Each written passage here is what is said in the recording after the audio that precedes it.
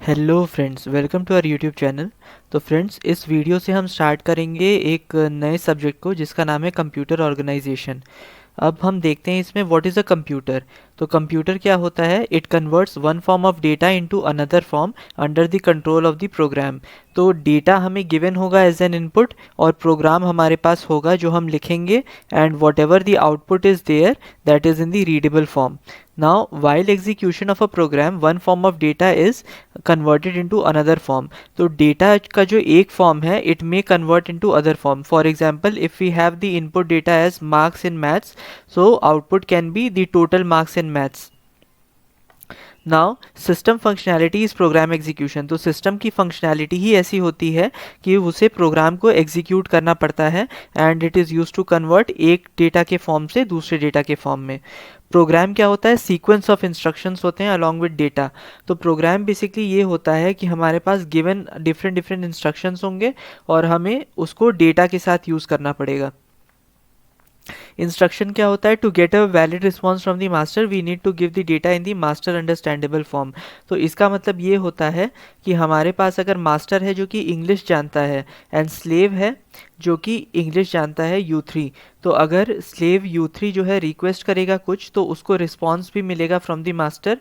लेकिन अगर कोई स्लेव हिंदी में भेज रहा है रिक्वेस्ट को, so he will get an error because master understandable format is only English. तो यहाँ पे हम इसको देख सकते हैं कि जैसे U1 जो है master, that is the CPU, and U3 is one of the users and U2 is one of the users.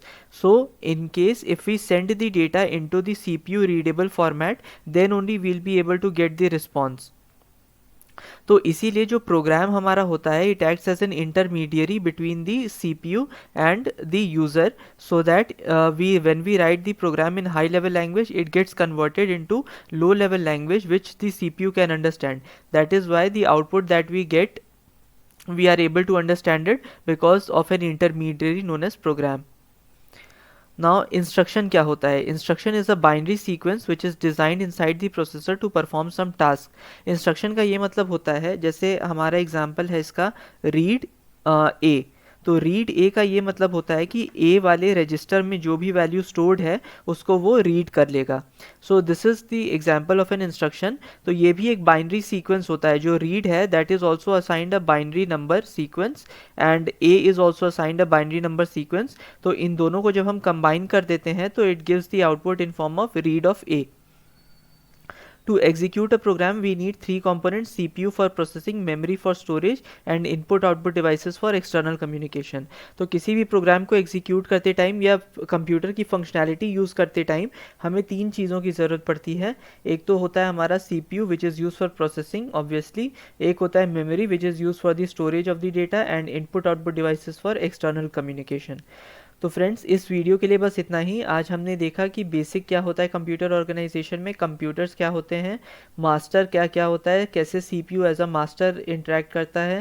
Then हमने देखा कि इंस्ट्रक्शन क्या होता है, और हमने ये जाना कि अगर CPU को कोई फॉर्मेट हम देते हैं तो उससे हमें आउटपुट ज़रूरी नहीं है कि मिले। So program is use as an intermediary between the user and the CPU।